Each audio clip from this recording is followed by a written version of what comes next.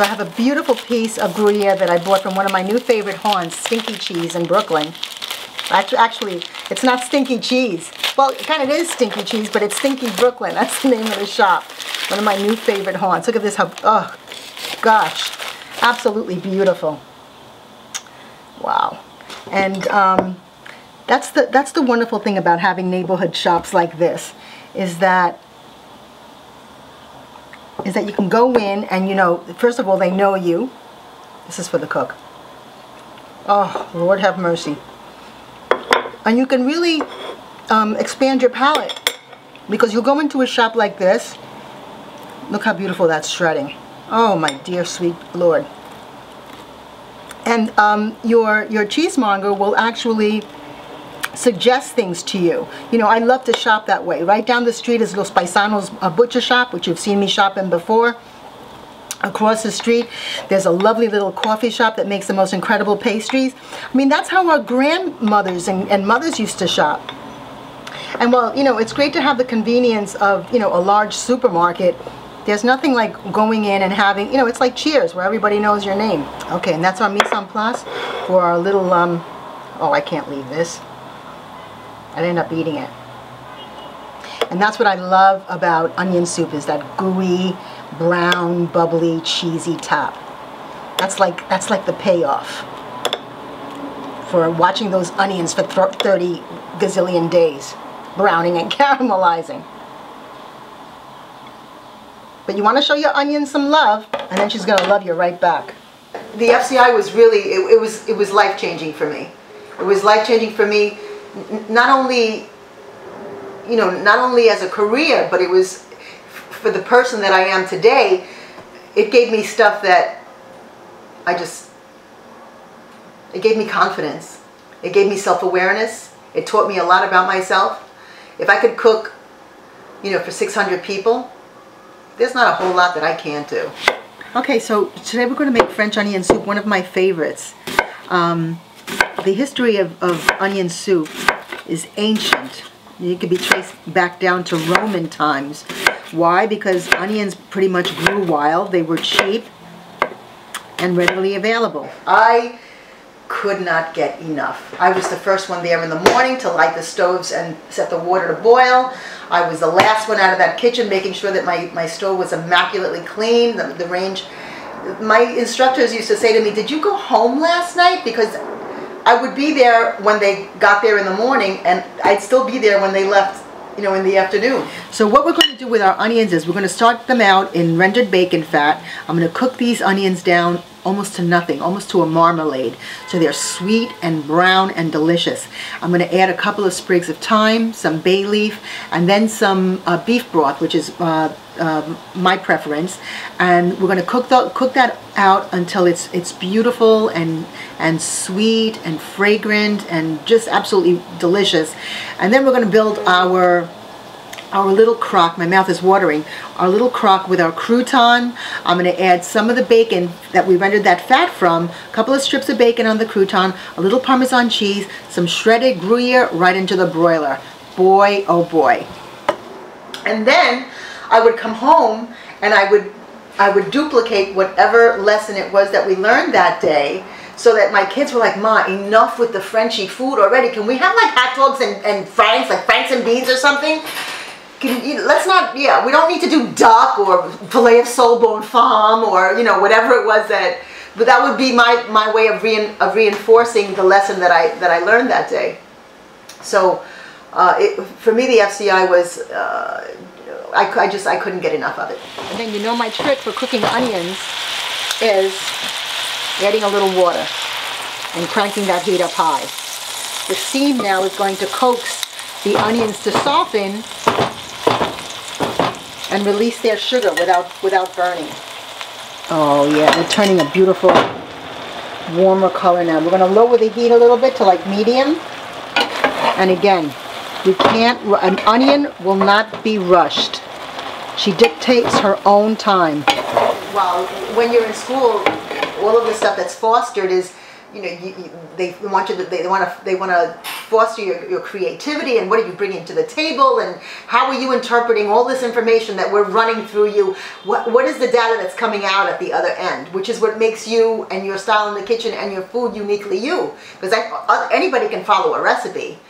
What is your interpretation? That is art. That is the art of what is Jacques Pepin said, cooking is the art of improvisation. You see how pretty that is now? It's like, and we can keep going. We can keep melting these onions down until there's nothing, practically nothing left but jam. But I'm going to go ahead and add my aromatics. I'm going to add a couple of sprigs of thyme. Just bury it in there so it blooms. The heat of the onions blooms. And we're going to throw in a couple of bay leaves. This has one turn left in her, and then we're going to sanger and add the beef broth. It was amazing. It was amazing. I was hired, Chris hired me first to do recipe testing, and then I was hired on as one of the kitchen assistants for her show, Lydia's Italian American Table.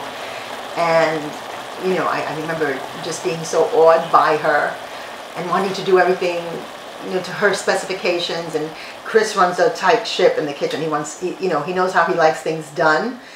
And me, fresh out of culinary school with a gazillion ideas, and they were all great, would say to Chris, yeah, this is good, but how about we try it like this? And he was like, when you have your own show, you can do it like that. Now, meanwhile, you know, I never thought I'd have my own show, but it was like really funny, you know, and working for him, and the fact that he ran that tight kitchen the way that he ran it taught me that there's no room for ego in the kitchen. There really is no room for ego in the kitchen. Okay, let's give this a last turn.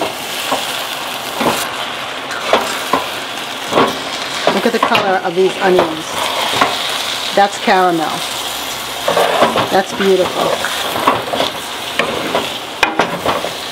Okay, so what I'm going to do now is I want to tighten this whole thing up with a little bit of flour, because I want to lock in all those flavors. The onion, the sugar that the onions released, the perfume from the fat. It's about a quarter cup of AP flour, all-purpose flour.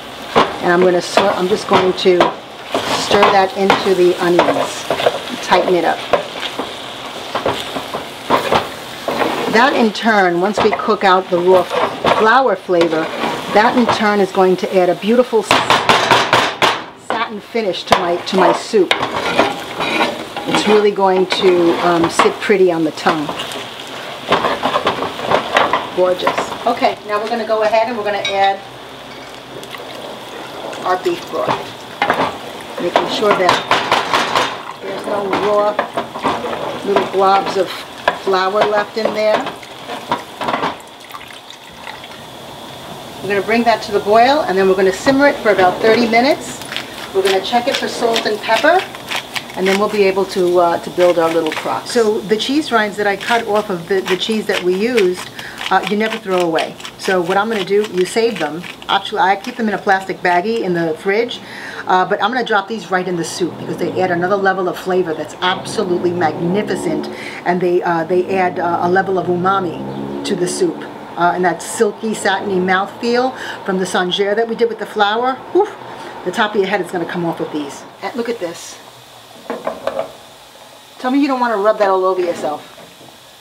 Well, not while it's this scalding hot anyway, but look how beautiful that is. Can you just imagine how that's going to feel in your mouth?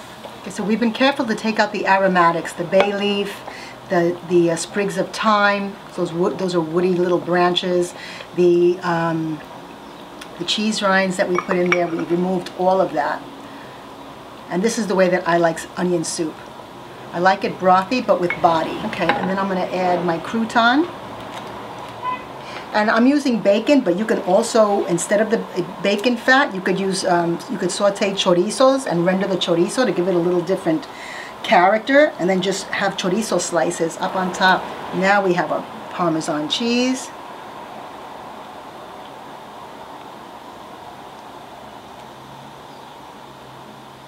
And the cheese is definitely not something you want to skimp with. because, again, those humble ingredients, this is where they really shine.